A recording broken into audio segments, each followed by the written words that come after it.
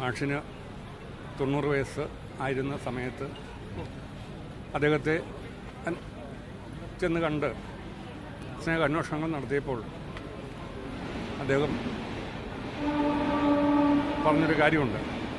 അദ്ദേഹത്തിന് നവതിയുടെ ആശംസകളൊക്കെ അർപ്പിച്ച് ഒരു ശതാബ്ദി ആഘോഷിക്കാനുള്ള ഭാഗ്യം മാഷിനും ഞങ്ങൾക്കൊക്കെ ഉണ്ടാവട്ടെ എന്ന് പറഞ്ഞപ്പോൾ മാഷ് എന്നോട് പറഞ്ഞതാണ്, ഇനിയും സങ്കടങ്ങൾ അനുഭവിച്ചുകൊണ്ട് ഞാൻ ജീവിക്കണമെന്നാണോ ജോസഫ് പറയുന്നത്?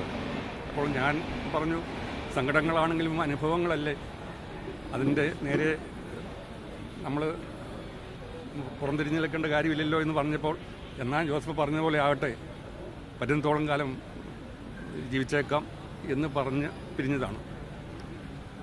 ഈ അടുത്ത കാലം വരെ ഞാൻ വിചാരിച്ചു, അന്ന് ഞാൻ പറഞ്ഞതുപോലെ തന്നെ മാഷ് 100 വയസ്സ് തയ്ക്കുന്നു. ഏതായാലും ഇപ്പോൾ മാഷ് വിട്ട് പിരിഞ്ഞ് പോയിരിക്കുന്നതിൽ വളരെ സങ്കടമുണ്ട്.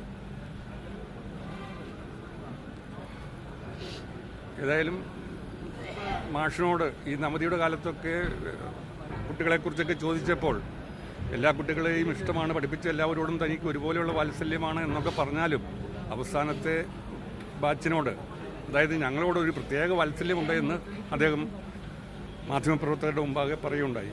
അവസാനത്തെ ബാച്ചിലെ ഒരു വിദ്യാർത്ഥിയായിരുന്ന ജോസഫിനെ തനിക്ക് ഒരിക്കലും മറക്കാനാവില്ല എന്നൊക്കെ പറഞ്ഞത് ഇപ്പോഴും എൻ്റെ മനസ്സിലിങ്ങനെ നിറഞ്ഞു നിൽക്കുന്നുണ്ട്.